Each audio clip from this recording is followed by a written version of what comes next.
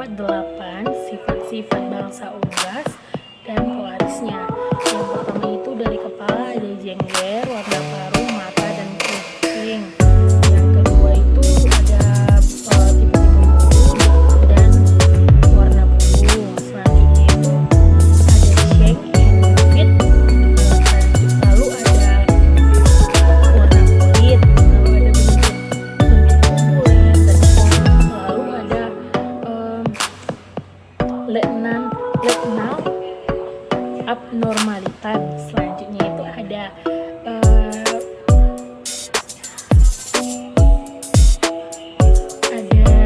egg production, dan egg karakter. Yang terakhir itu adalah mengeras.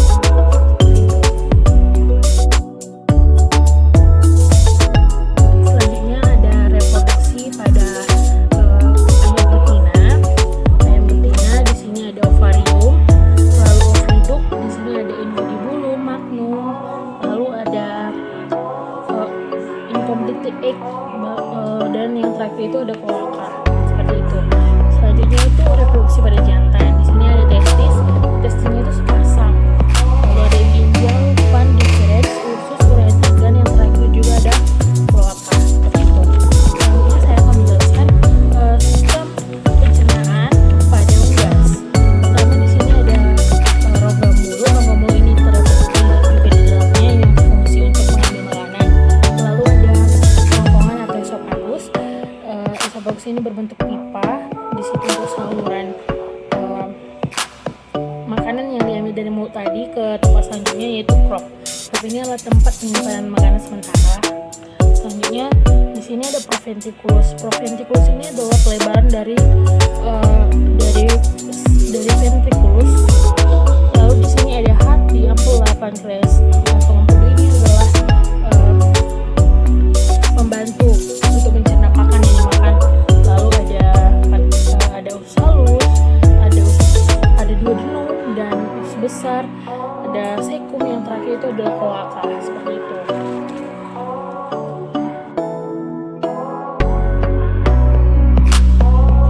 Selanjutnya saya akan menjelaskan proses pembentukan telur. Proses pembentukan telur itu terjadi 25-26 jam. Seperti itu. Yang pertama itu terjadi di ovarium. Di ovarium inilah terbentuknya puting telur. Puting telur terbentuk beribu-ribu telur dan berbagai macam bentuk.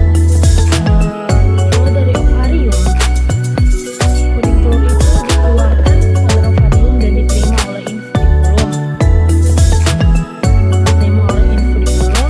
Lalu di infundibulum hanya terdiam selama 15 menit dan tidak dicampur unsur apapun. Setelah itu masuk ke magnum. Nah, di magnum inilah kuning telur itu ditambah unsur lain, yaitu putih telur. Putih telur ini yang meliputi 88% air dan 11% protein. Nah, di sini terjadi selama 3 jam. Selanjutnya itu dari magnum masuk ke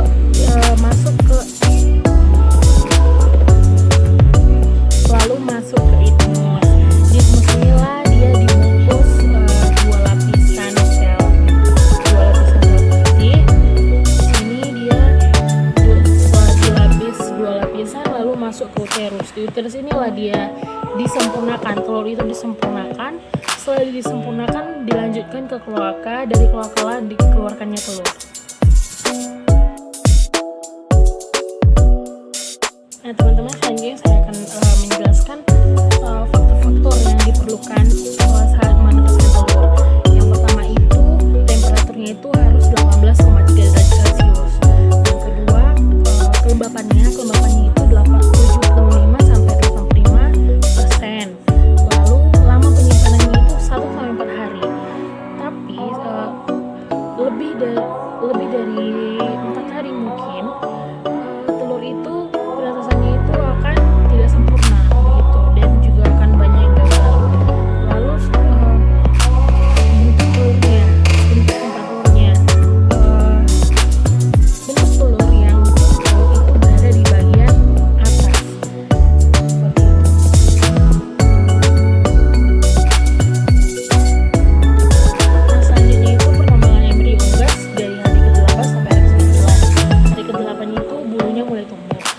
hari ke-10 itu paruhnya itu mulai mengeras. Hari ke-13 sisik dan kukunya itu mulai tampak. Lalu hari ke-14 kepala embrionya berputar ke arah telur yang tumpul, ujungnya tumpul. Lalu hari ke-16 sisi kuku dan paruhnya itu halus dan keras. Nah, hari ke-18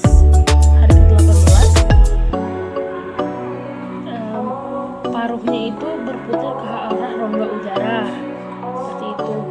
Dan hari ke-19 yolk-yolknya itu mulai masuk ke rongga tubuh.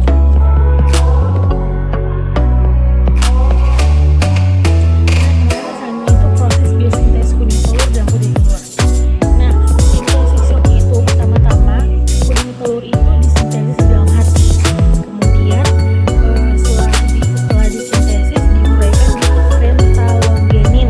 Setelah itu penyusun kuning telur ini adalah air, lipoprotein, mineral dan pigmen. Nah, sekitar 10 hari, kurang lebih 10 hari sampai 15 hari, yolk ini mulai tumbuh. Setelah itu ada proses pematangan. Nah, setelah dia matang, disitulah embrio akan melepaskan kuning telur dan akan diterima oleh infundibulum. Seperti itu. Selanjutnya itu sintesis albumin.